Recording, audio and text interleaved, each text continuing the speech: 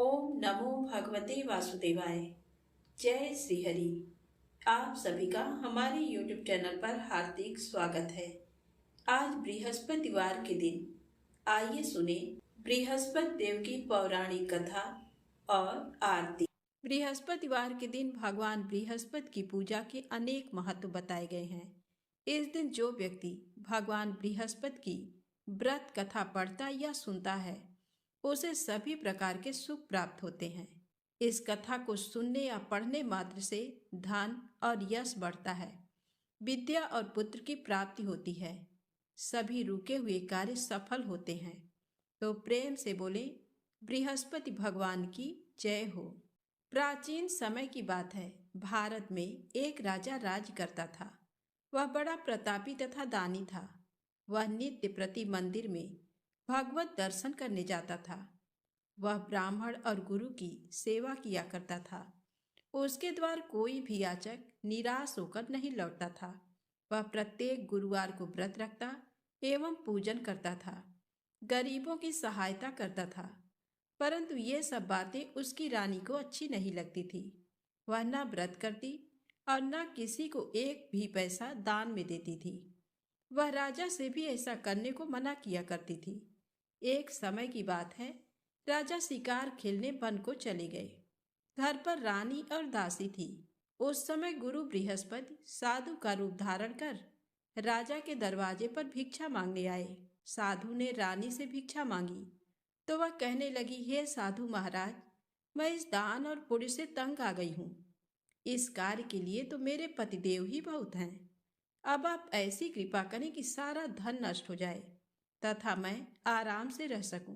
साधु रूपी बृहस्पति देव ने कहा, हे देवी, तुम बड़ी विचित्र हो। संतान और धन से कोई दुखी नहीं होता, इसको सभी चाहते हैं। पापी भी पुत्र और धन की इच्छा करता है। अगर तुम्हारे पास धन अधिक है तो भूखे मनुष्यों को भोजन कराओ, प्याऊ लगवाओ, ब्राह्मणों को दान दो, धर्मशालाएं बनवाओ, कुआं, तालाब, बावड़ी, बाग बगीचे आदि का निर्माण कराओ तथा निर्धनों की कुंवारी कन्याओं का विवाह कराओ। साथ ही यज्ञ आदि करो। इस प्रकार के कर्मों से आपके कुल का और आपका नाम परलोक में भी सार्थक होगा एवं तुम्हें भी स्वर्ग की प्राप्ति होगी। परंतु रानी साधु की इन बातों से खुश नहीं हुई।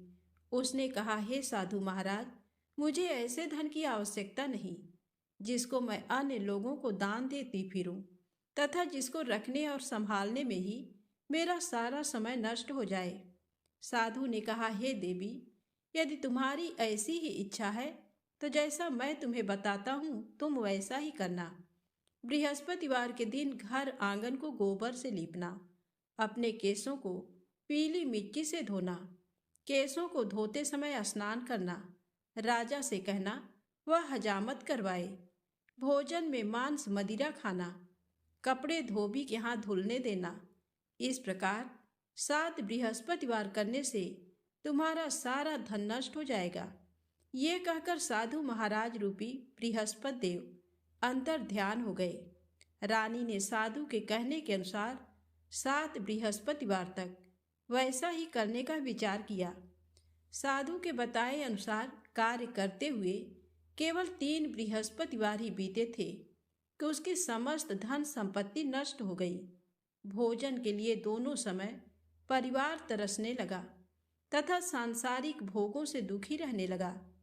तब राजा रानी से कहने लगा कि हे रानी, तुम यहाँ पर रहो, मैं दूसरे देश को जाता हूँ, क्योंकि यहाँ पर मुझे सभी मनुष्य जानते हैं, इसलिए मैं यहाँ पर कोई काम नहीं कर सकता।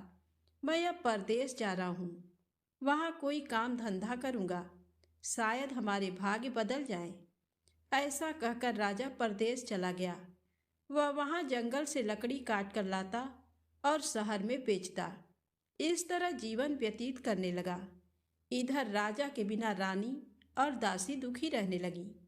किसी दिन भोजन मिलता और किसी दिन जल पीकर ही रह जाती। एक बार जब रानी और दासी को 7 दिन तक बिना भोजन के रहना पड़ा तो रानी ने अपनी दासी से कहा, हे दासी, पास ही के नगर में मेरी बहन रहती है, वह बड़ी धनवान है, तू उसके पास जा और कुछ ले आ, ताकि थोड़ी बहुत गुजर बसर हो जाए। दासी रानी की बहन के पास गई। उस दिन गुरुवार था और रानी की बहन उस समय बृहस्पतिवार व्रत की कथा सुन रही थी। दासी ने रानी की बहन को अपनी रानी का संदेश दिया, लेकिन रानी की बड़ी बहन ने कोई उत्तर नहीं दिया। जब दासी को रानी की बहन से कोई उत्तर नहीं मिला तो वह बहुत दुखी हुई और उसे क्रोध भी आया। दासी ने वापस आकर रानी को सारी बात बता दी। सुनकर रानी ने अपने भाग्य को कोसा। उधर रानी की बहन ने सोचा कि मेरी बहन की दासी आई थी, परंतु मैं उससे नहीं बोली, इससे वह बहुत दुखी हुई होगी। कथा सुनकर और पूजन समाप्त करके वह अपनी बहन के घर आई और कहने लगी, हे बहन, मैं बृहस्पतिवार का व्रत कर रही थी। तुम्हारी दासी मेरे घर आई थी, परंतु जब तक कथा होती है तब तक न तो उठते हैं और ना ही बोलते हैं, इसलिए मैं नहीं बोली। कहो दासी क्यों गई थी? रानी बोली, बहन तुमसे क्या छिपाऊं, हमारे घर में खाने तक को अनाज नहीं था। ऐसा कहते कहते रानी की आंखें भर आईं। उसने दासी समेत पिछले 7 दिनों से भूखे रहने तक की बात अपनी बहन को विस्तार पूर्वक सुना दी। रानी की बहन बोली, देखो बहन, भगवान बृहस्पति देव सबकी मनोकामना को पूर्ण करते हैं। देखो शायद तुम्हारे घर में अनाज रखा हो। पहले तो रानी को विश्वास नहीं हुआ, पर बहन के आग्रह करने पर उसने अपनी दासी को अंदर भेजा तो उसे सचमुच अनाज से भरा एक घड़ा मिल गया। ये देखकर दासी को बड़ी हैरानी हुई। दासी रानी से कहने लगी, हे रानी, जब हमको भोजन नहीं मिलता तो हम व्रत ही तो करते हैं, इसलिए क्यों न इनसे व्रत और कथा की विधि पूछ ली जाए ताकि हम भी व्रत कर सकें। तब रानी ने अपनी बहन से बृहस्पतिवार व्रत के बारे में पूछा।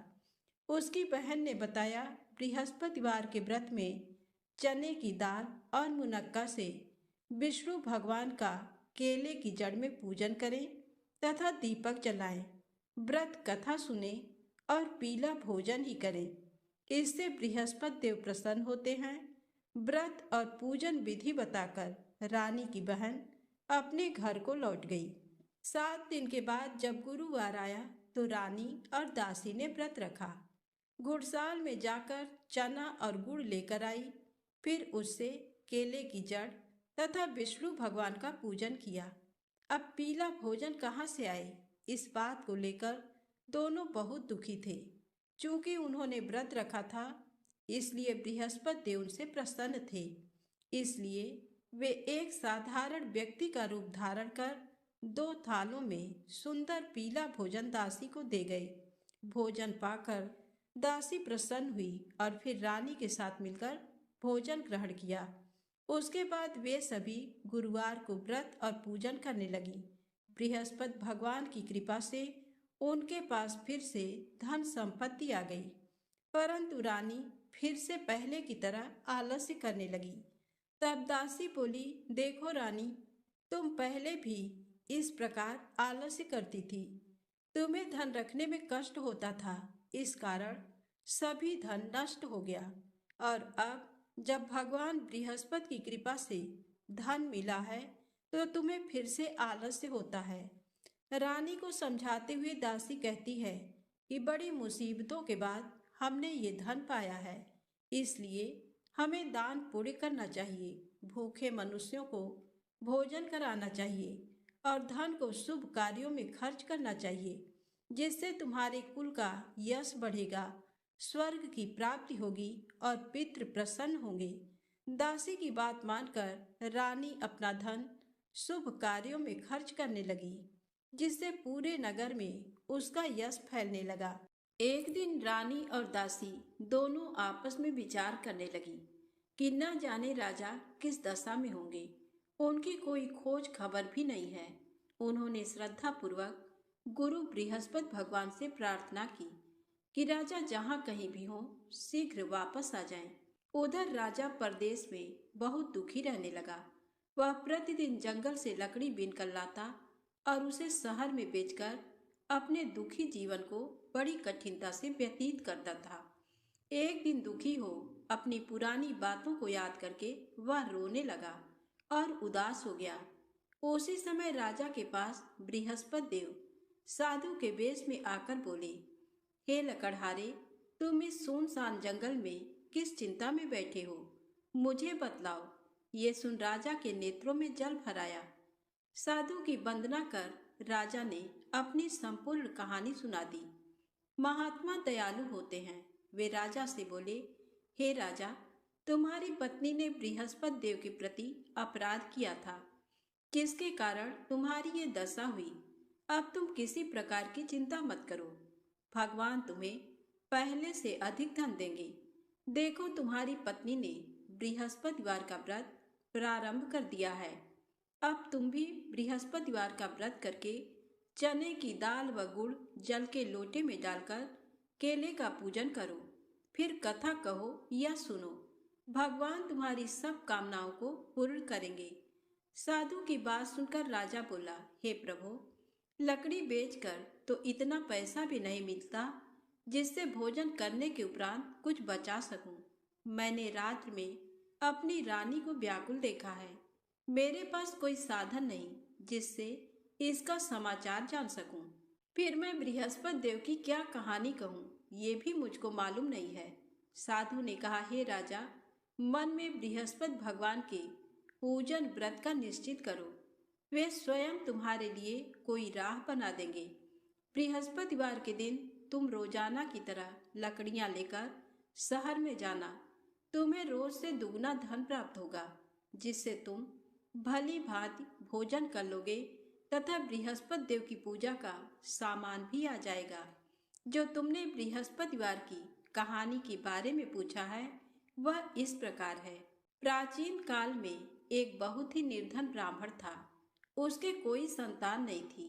वह नित्य पूजा पाठ करता। उसकी स्त्री न स्नान करती और न किसी देवता का पूजन करती। इस कारण ब्राह्मण देवता बहुत दुखी रहते थे। भगवान की कृपा से ब्राह्मण के यहाँ एक कन्या उत्पन्न हुई। कन्या बड़ी होने लगी। प्रातः स्नान करके वह भगवान विष्णु का जप करती। बृहस्पतिवार का व्रत भी करने लगी। पूजा पाठ समाप्त कर पाठशाला जाती तो अपनी मुट्ठी में जौ भरकर ले जाती और पाठशाला जाने के मार्ग में डालती जाती। लौटते समय वही जौ स्वर्ण के हो जाते तो उनको बीनकर घर ले आती। एक दिन वह बालिका सूप में उन सोने के जौ को फटककर साफ कर रही थी कि तभी उसकी माँ ने देख लिया और कहा, हे बेटी, सोने के जौ को फटकने के लिए सोने का सूप भी तो होना चाहिए। दूसरे दिन गुरुवार था।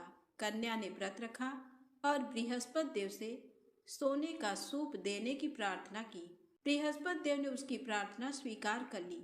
रोजाना की तरह वह कन्या जौ फैलाती हुई पाठशाला चली गई।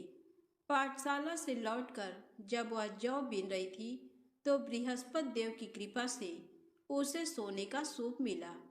उसे वह घर ले आई और उससे जौ साफ करने लगी, परंतु उसकी माँ का वही ढंग रहा। एक दिन की बात है।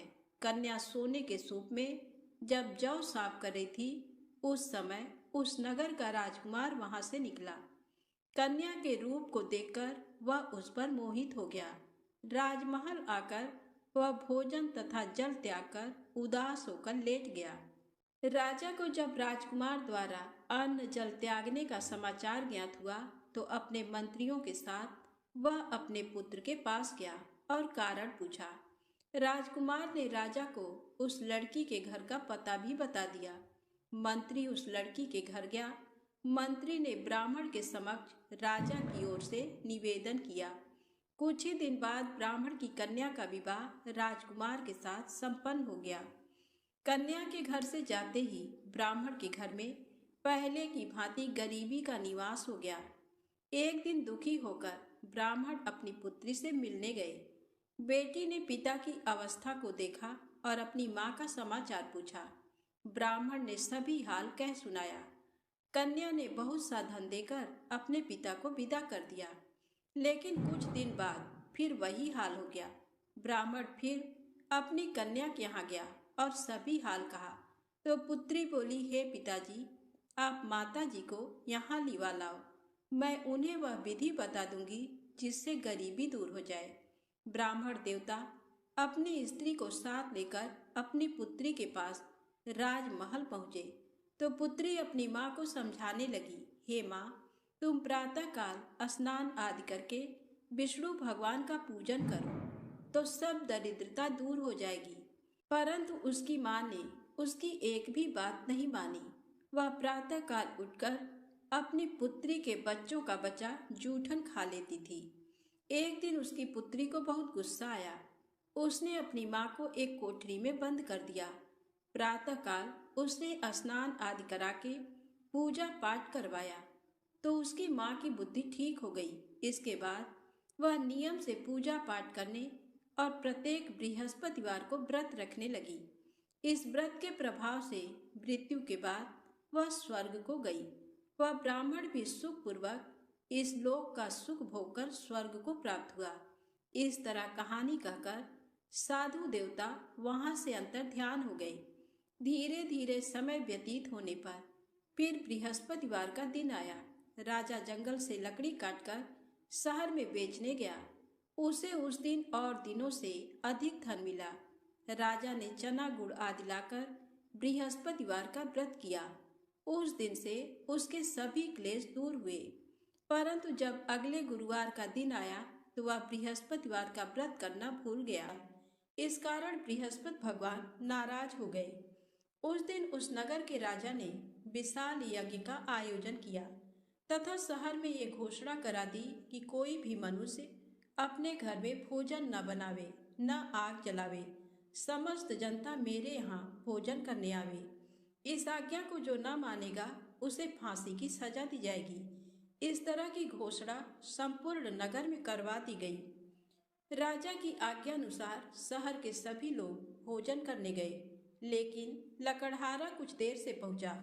इसलिए राजा उसको अपने साथ घर लिवा गए और ले जाकर भोजन करा रहे थे तो रानी की दृष्टि उस खूंटी पर पड़ी जिस पर उसका हार लटका हुआ था। वह वहां पर दिखाई नहीं दिया। रानी ने निश्चय किया कि मेरा हार इस मनुष्य ने चुरा लिया है। उसी समय सिपाहियों को बुलाकर उसको कारागार में डलवा दिया।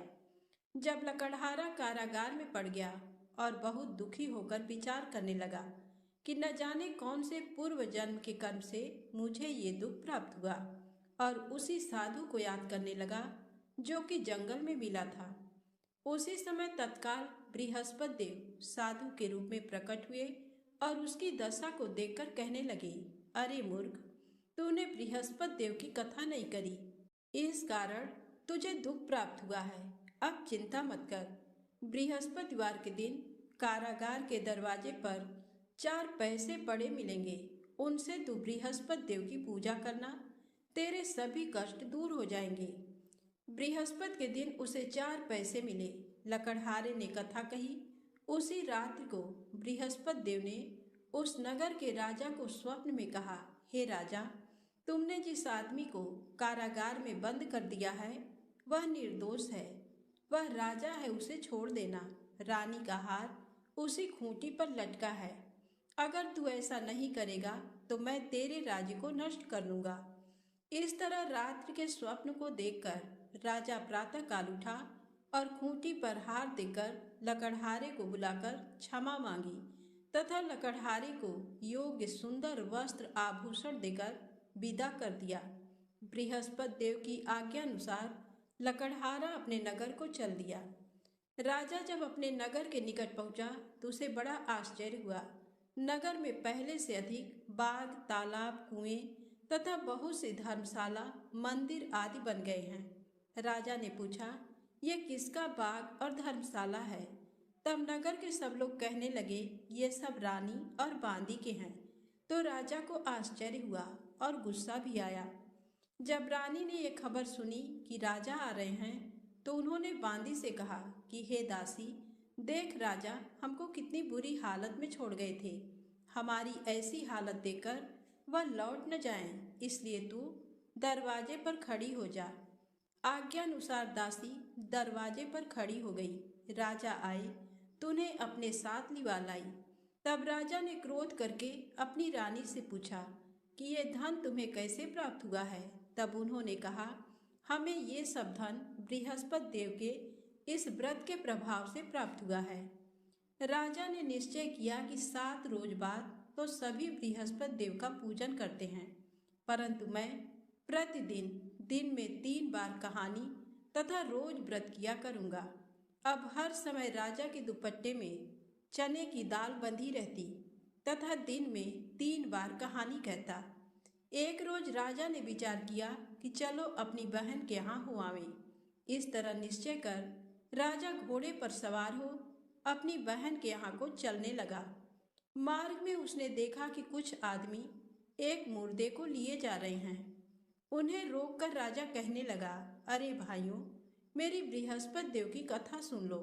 वे बोले, लो, हमारा तो आदमी मर गया है, इसको अपनी कथा की पड़ी है। परंतु कुछ आदमी बोले, अच्छा कहो, हम तुम्हारी कथा भी सुनेंगे। राजा ने दाल निकाली और जब कथा आधी हुई थी कि मुर्दा हिलने लग गया, और जब कथा समाप्त हो गई तो राम राम करके मनुष्य उठकर खड़ा हो गया।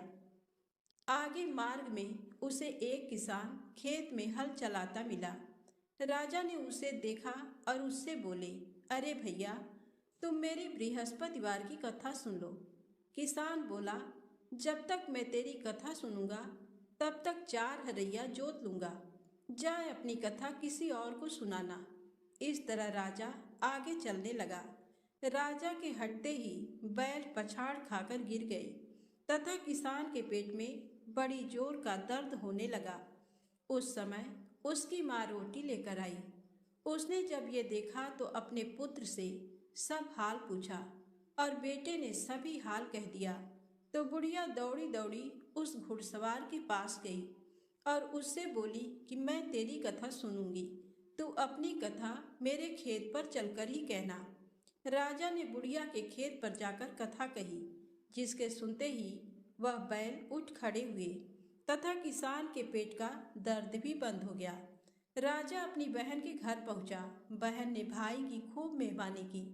दूसरे रोज प्रातःकाल राजा जगा तो वह देखने लगा कि सब लोग भोजन कर रहे हैं।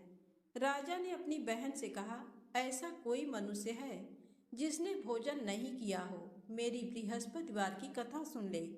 बहन बोली, हे भैया, ये देश ऐसा ही है कि पहले यहाँ लोग भोजन करते हैं, बाद में अन्य काम करते हैं। अगर कोई पड़ोस में हो तो देख आऊं।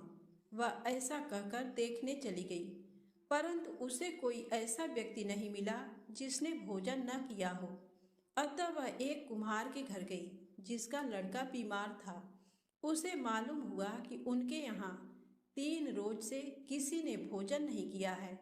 रानी ने अपने भाई की कथा सुनने के लिए कुम्हार से कहा। वह तैयार हो गया। राजा ने जाकर बृहस्पतिवार की कथा कही, जिसको सुनकर उसका लड़का ठीक हो गया। अब तो राजा की प्रशंसा होने लगी।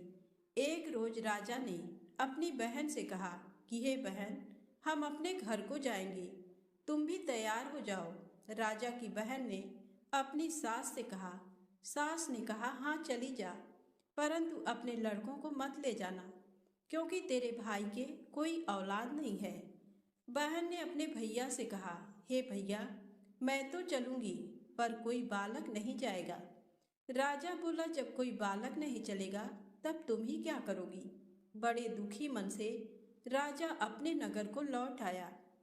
राजा ने अपनी रानी से कहा, हम निर्वंशी हैं, हमारा मुंह देखने का धर्म नहीं है और कुछ भोजन आदि नहीं किया।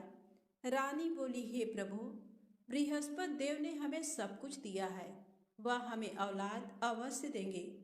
उसी रात को बृहस्पति देव ने राजा से स्वप्न में कहा, हे राजा, उठ, सभी सोच त्याग दे, तेरी रानी गर्भ से है। राजा को ये बात सुनकर बड़ी खुशी हुई। 9वें महीने में उसके गर्भ से एक सुंदर पुत्र पैदा हुआ। तब राजा बोला, हे रानी, स्त्री बिना भोजन के रह सकती है, पर बिना कहे नहीं रह सकती। जब मेरी बहन आवे तुम उससे कुछ कहना मत। रानी ने सुनकर हाँ कर दिया। जब राजा की बहन ने ये शुभ समाचार सुना तो वह बहुत खुश हुई तथा बधाई लेकर अपने भाई के यहाँ आई। तभी रानी ने कहा, घोड़ा चढ़कर तो नहीं आई, गधा चढ़ी आई। राजा की बहन बोली, भाभी मैं इस प्रकार न कहती तो तुम्हें औलाद कैसे मिलती। बृहस्पति देव ऐसे ही हैं, जैसी जिसके मन में कामनाएं हैं सभी को पूर्ण करते हैं। जो सद्भावना पूर्वक बृहस्पतिवार का व्रत करता है एवं कथा पढ़ता है अथवा सुनता है, दूसरों को सुनाता है, बृहस्पति देव उसकी सभी मनोकामना पूर्ण करते हैं। प्रेम से बोले बृहस्पति भगवान की जय हो।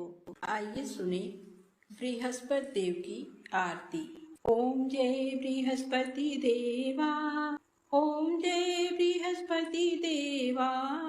छिन छिन भोग लगाऊं, छिन छिन भोग लगाऊं, कदली फल मेवा। ओम जय बृहस्पति देवा, तुम पूर्ण परमात्मा, तुम अंतर्यामी, जगत पिता जगदीश्वर, जगत पिता जगदीश्वर, तुम सबके स्वामी। ओम जय बृहस्पति देवा, चरणामृत निज निर्मल, सब पातक हरता, सकल मनोरथ दायक, सकल मनोरथ दायक, कृपा करो भरता। ओम जय बृहस्पति देवा, तन मन धन अर्पण कर, जो जन शरण पड़े, प्रभु प्रकट तब होकर, प्रभु प्रकट तब होकर, आकर द्वार खड़े। ओम जय बृहस्पति देवा, दीन दयाल दयानिधि, भक्तन हितकारी, पाप दोष सब हरता, पाप दोष सब हरता, भव बंधन हारी। ओम जय बृहस्पति देवा, सकल मनोरथ दायक, सब संशय हारो, विषय विकार मिटाओ, विषय विकार मिटाओ, संतन सुखकारी। ओम जय बृहस्पति देवा, श्री बृहस्पति जी की आरती प्रेम से जो गावे, सुख संपत्ति धन वैभव, सुख संपत्ति धन वैभव, सो निश्चय पावे। ओम जय बृहस्पति देवा। प्रेम से बोले विष्णु भगवान की जय, बृहस्पति देव भगवान की जय।